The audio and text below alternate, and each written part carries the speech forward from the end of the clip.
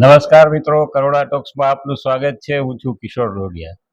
મિત્રો, Vivekananda youth club દ્વારા Sarojini Naidu school, બહુ જ જાણીતી સરકારી સ્કૂલ, જેમાં છાત્ર સત્કાર સમારોહનું આયોજન કરવામાં આવ્યું હતું.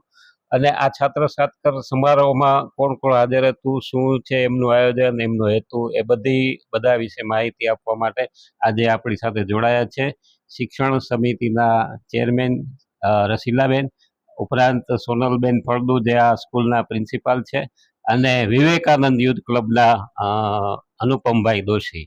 તો પહેલાં આપણે વાત કરીએ રસીલાબેન સાથે કે આજનો કાર્યક્રમ શું હતો અને કેવી રીતે બધા આયોજન હતું. નમસ્કાર. આજના મહાનગરપાલિકા હસ્તકની માધ્યમિક સ્કૂલ શ્રીમતી સરોજની નાયડુ, તેમાં જે આપણા અનુપમભાઈ દોશીનું જે વિવેકાનંદ યુથ ક્લબ છે એના દ્વારા જે દીકરીઓનું 1 થી 3 નંબરમાં જે પાસ થયેલી દીકરીઓનું સન્માન સત્કાર રાખેલો હતો. અને લગભગ મારા ખ્યાલ પ્રમાણે 26 દીકરીઓને આપણે સન્માન સમારોહ રાખેલો હતો. અને આપણે માધ્યમિક સ્કૂલ એટલે ત્યાં છે દીકરીઓ છે એ લગભગ મધ્યમ વર્ગની જ દીકરીઓ હોય છે.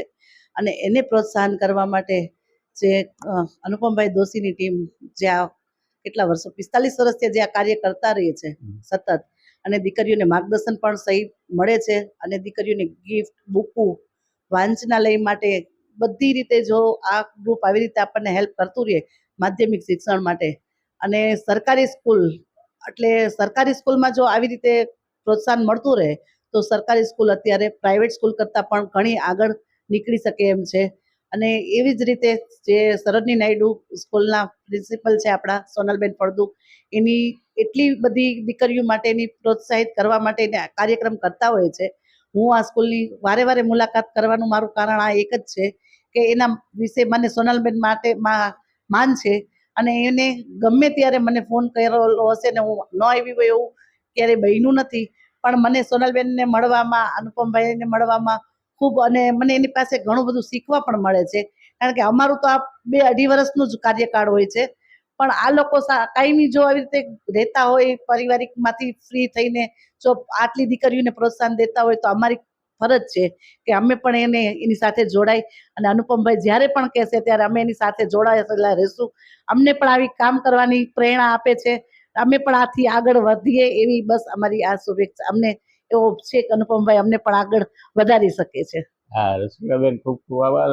સોનલબેનને આપણે વાત જાણીએ એમની પાસેથી. સોનલબેન ફળદુ, હું સરોજની નાયડુ ગર્લ્સ હાઈસ્કૂલમાં આચાર્ય તરીકે ફરજ બજાવું છું.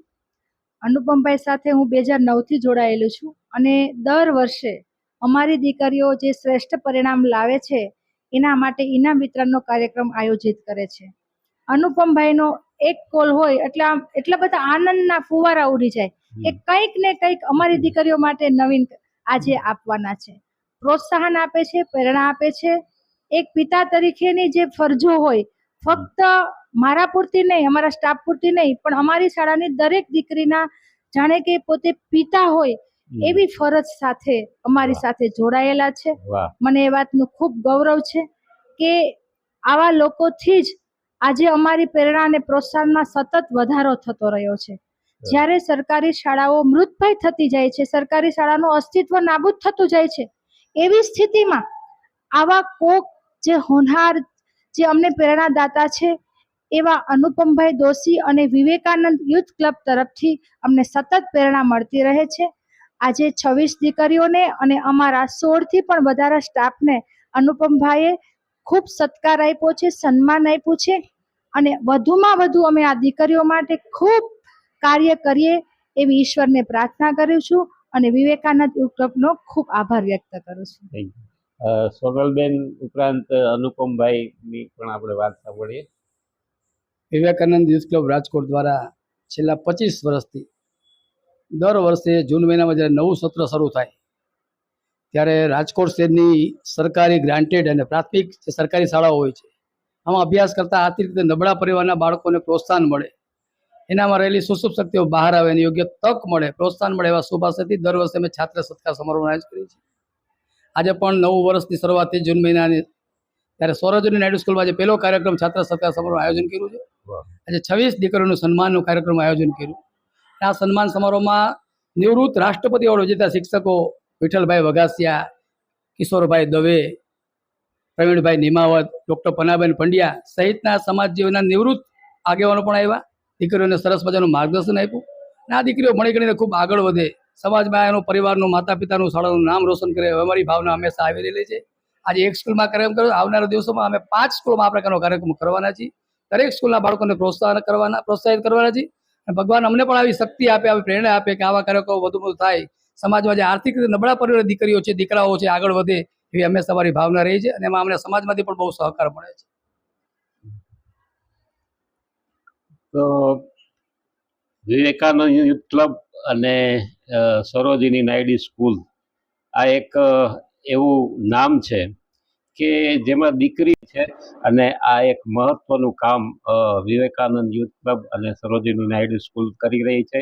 સરોજિની નાયડુ સ્કૂલ છે એ સરકારી સ્કૂલ છે, પણ અહીંયા જોતા એવું લાગે કે કોઈ પ્રાઇવેટ સ્કૂલમાં ગયા હોય એવું લાગે. તો આવું સરસ એક કામ અહીંયા થઈ રહ્યું છે. આ માટે સોનલબેન, રસીલાબેન અને અનુપમભાઈ ખૂબ મહેનત કરી રહ્યા છે. ફરી મળીશું બીજા એક એપિસોડમાં. નમસ્કાર.